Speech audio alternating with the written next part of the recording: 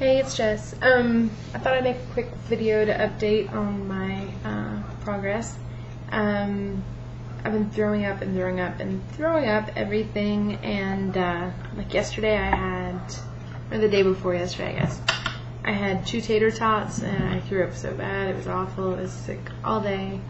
I've thrown up everything, bananas, apples, cheese, and then finally yesterday I had a 4-ounce protein shake for breakfast, and I had some, I waited an hour and then I had some water, and I was dry heaving out the protein shake. So I have a friend who has a stricture, and she said, Jess, you need to go in because I think you have a stricture.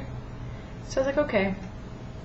So I went to the hospital, I went to my doctor, and he made me an emergency appointment to the GI section, and I didn't really want to do it because you have to have an IV and you have to have the only way they can tell if you have a stricture is to put a tube down your throat and inflate a balloon in your a tube down your throat to see if you're small. So I went into the clinic and they were super nice. Well, I don't know if you know what a stricture is, but the part of your stomach that connects, your tube down, it wouldn't be your esophagus, but whatever your tube down is, to your stomach, there's like a little place, and ours is really small, because we had gastric bypass.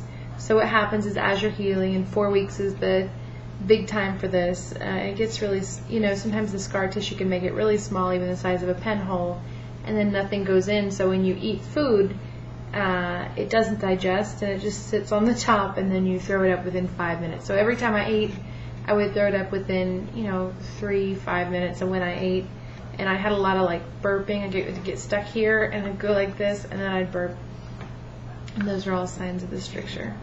But I was losing a lot of weight, so I kind of didn't want to go in. So anyway, I went to the GI clinic, and they gave me an IV, which I don't really like IVs, but that guy did it a lot, and he was alright. And they were super nice in the clinic. My doctor isn't really all that nice. And so they gave me some fluids, and they gave me some anti-nausea stuff, and so you're awake when they do this. And so I was really freaked out, but it's called conscious sedation, and they give you Valium and morphine, and so you're awake and you're aware, but not all the way knocked out, because I guess there's a lot of recovery issues when you're completely knocked out. So let's see, where was I? Oh, they give you the anti-nausea. They gave me the anti-nausea. I had my little blue cap on and went to the OR, and they wheeled me in, and I had to lay on my side and have a pillow under my head, and there's it looks like a passy with no middle, and they said the tube that goes through is less than the size of your thumb, and they said as you put it in, right when it gets your gag reflex, you'll have to swallow, and then you won't gag, but I didn't really have any of that. I was,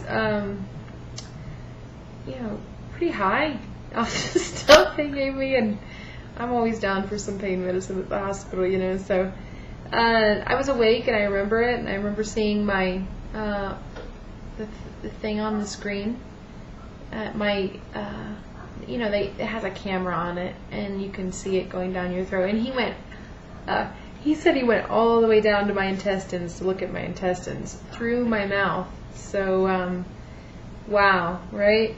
But I was awake and it was okay. But the medicine they gave me made me really sleepy for I think I went to bed at 4 p.m. and woke up at, I think 8 a.m.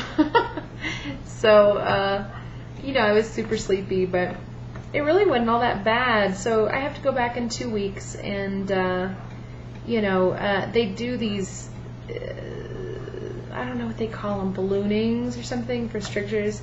They do them according to how you feel. So if in a week or 2 or 2 weeks, I think it is, if in 2 weeks I feel nauseous again, then they're going to go back down and balloon it.